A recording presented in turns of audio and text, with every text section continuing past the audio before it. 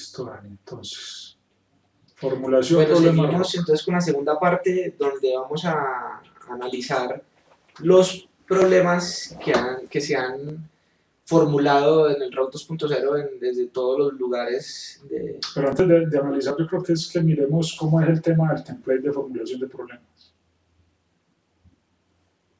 Ok. Listo, porque hablemos que digo de template. Bueno, las partes entonces de la definición del problema, debe haber un nombre del problema, donde básicamente es el título del problema o la problemática que se piensa resolver, es un título.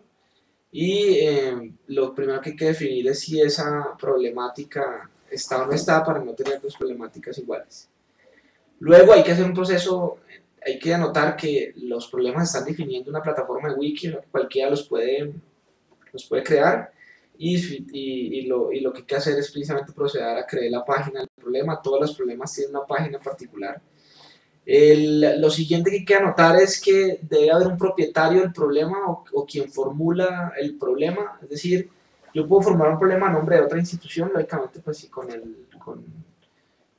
alguna autorización previa, pero debe haber un doliente y el que demanda la solución en particular, que básicamente de ahí se desprenden los datos de contacto, bien sea el individuo o colectivo, para que sea como el nodo de contacto, el punto de comunicación para los que planteen resolver ese problema. Luego hay un pequeño resumen ejecutivo que es una breve reseña del problema y que anoten los detalles relevantes. Hay que anotar que es una característica de que todos los problemas que se han definido no podemos encontrar una homogeneidad en su formulación, que de ahí su problemática y de ahí que el mismo template o la definición del problema sigue siendo un reto del ROC.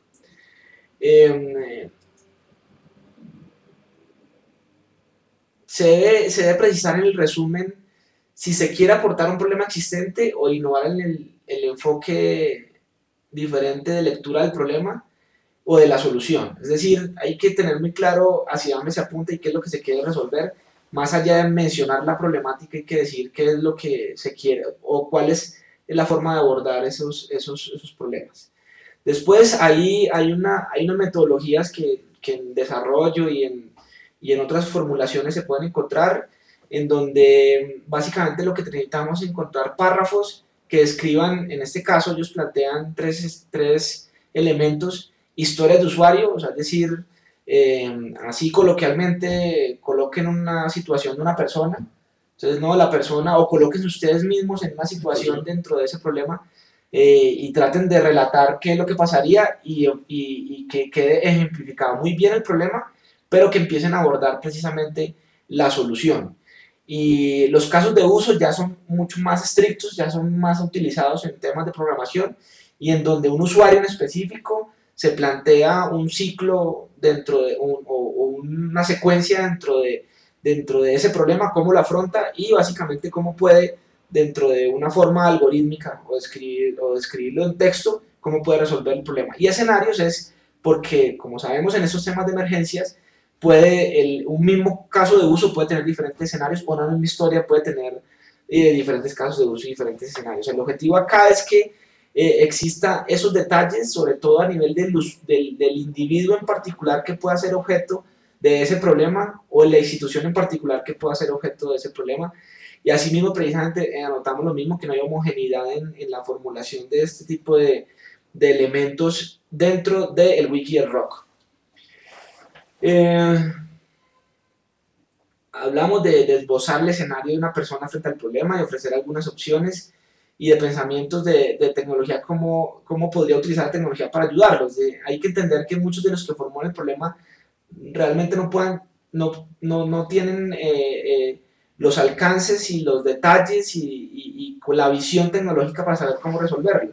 Pero de ahí que se habla de opciones, de ideas, de pensamientos y de mente abierta, en forma que los desarrolladores tengan pues todo ese feedback para poder realmente diseñar una solución, una plataforma tecnológica.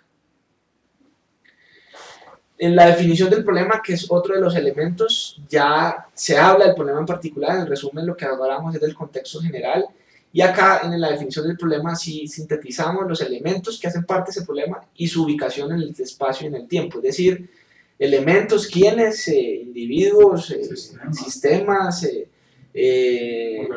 organizaciones, usuarios, muebles, inmuebles, y ubicarlos precisamente en un espacio determinado, es decir, georreferenciado si es posible, para poder tener realmente problemas, no georreferenciado a la coordenada, sino decir, cuando formulemos un problema es en la ciudad de tal, o en el municipio de tal, en la zona de tal, bajo estos tipos de riesgo, amenazas, en fin. Y en el tiempo, hay que entender muy bien que la emergencia tiene diferentes ciclos de tiempo y las soluciones, por ende, deben apuntar hacia un espacio de tiempo determinado. Ahí hay varios ejemplos en la presentación.